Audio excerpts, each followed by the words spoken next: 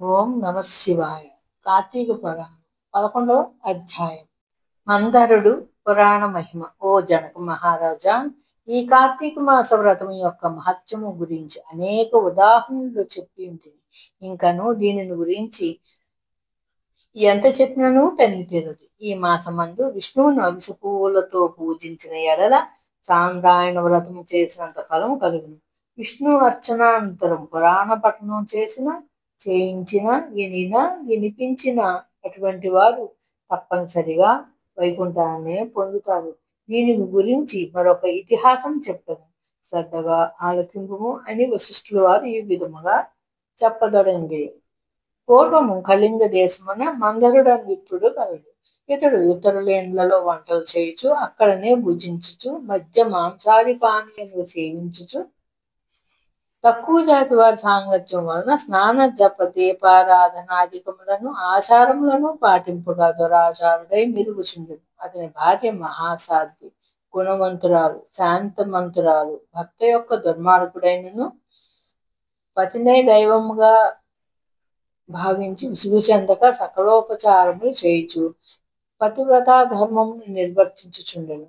మందరుడు ఇతరుల ఇండ్లలో వంటవాడుగా పనిచేయుచున్నను ఇల్లు గడవక చిన్న వర్తకము కూడా చేయసాగింది. ఆఖరికి దాని వలన కూడా పొట్ట గడవకపోటుచే దొంగతనములు చేయుచు దారి కాచి బాటసారులను బాధించి వారి వద్ద ఉన్న ధనము వస్తువులు అపహరించి జీవించుచుండెను.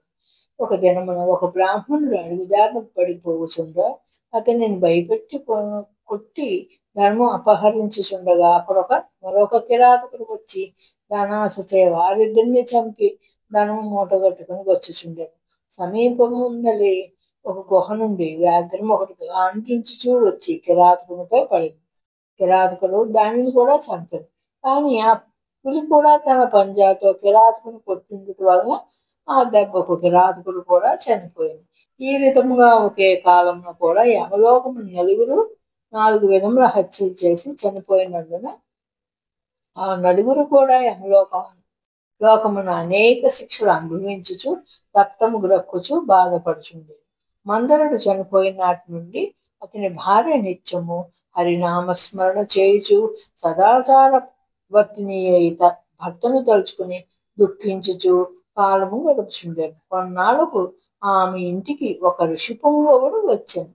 ఆ వచ్చిన ఋషిని గౌరవంగా ఆహ్వానించి ఆర్ఘ్యపాజాదులచే పూజించి, స్వామి, నేను దీనురాలను, నాకు భర్త గాని సంతతి గాని లేదు. నేను సదా హరినామస్మరణ చేయుచు జీవించుచున్న దానను కాన నాకు మోక్ష మార్గము ప్రసాదించమని బ్రతిమాలుకొనెను. ఆమె వినయమునకు ఆచారమునకు ఆ ఋషి సంతసించి, అమ్మ, ఈ దినము కార్తీక పౌర్ణమి, చాలా పవిత్రమైన దినం. ఈ దినమున వృధాగా పాటు చేసుకొనవద్దు. ఈ రాత్రి దేవాలయంలో పురాణము చదువుదురు. నేను చమురు తీసుకుని వచ్చేదాను. నీవు ప్రమిదను వత్తిని తీసుకుని రావద్దని.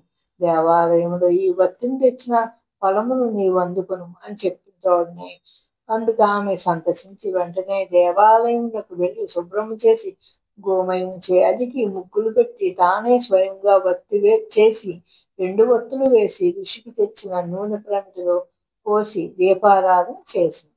అటు తర్వాత ఇంటికి వెళ్ళి తన కనిపించిన వారినల్లా ఆ రోజు రాత్రి ఆలయం మందు జరుగు పురాణ కాలక్షేపమునకు రమ్మని చెప్పారు. ఆమె కూడా ఆ రాత్రి అంతయు పురాణమును వినిను. ఆనాటి నుండి ఆమె విష్ణు చింతనతో కాలం గడుపుతూ కొంతకాలమునకు మరణించను. ఆమె పుణ్యాత్మరాల గురిచే విష్ణుదూతలు వచ్చి విమానం ఎక్కించి వైకుంఠమునకు తీసుకొని పోయేది. కానీ ఆమెకు పాపాత్ముడైన భర్తతో సహవాసం వలన కొంచెము దోషముండు చేత మార్గమధ్యమున యమలోకము తీసుకుని పోయేది.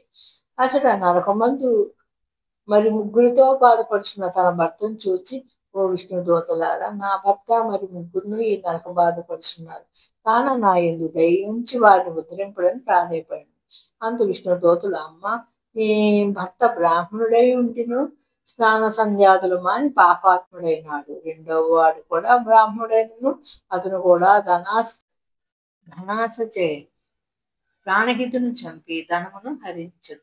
3వ వాడు వ్యాఘ్రుడు. 4వ వాడు పూర్వము ద్రవిడ దేశమున బ్రాహ్మణుడై జన్మించినను అనేక అత్యాచారములు చేసి ద్వాదశి రోజున కూడా తైలలేపనం మధ్యమాంస భక్షణ చేసిన వాడుగాన పాపాత్ముడైనాడు. అందుకే ఈ నలుగురు నరక బాధలు పడుచున్నారు అని వారి చరిత్రలు చెప్పిరి. అందులోకి ఆమె చాలా విచారించి, ఓ పుణ్యాత్ములారా, నా భర్తతో పాటు మిగిలిన ముగ్గురును కూడా ఉద్ధరింపుడని ప్రార్థించగా, అందులోకి ఆ దూతలు, అమ్మా, కార్తీక శుద్ధ పౌర్ణమి నాడు నీవు ఒత్తి చేసిన ఫలమును వ్యాఘ్రమునకు, ప్రమిద ఫలము కిరాతకునకు, పురాణము వింటి వలన కలిగిన ఫలము ఆ విప్రునకు దారిపోసినచో వారికి మోక్షం కలుగునని చెప్పగా, అందులోకి ఆమె అట్లే దారిపోసను.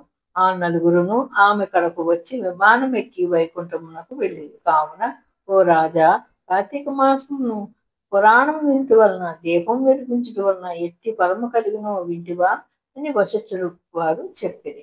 ఇట్లు స్కాంద పురాణాంతర్గత వశిష్ఠ ప్రోక్త కార్తీక మహత్య మందలి ఏకాదశాధ్యాయము 11వ రోజు పారాయణం సమాప్తం.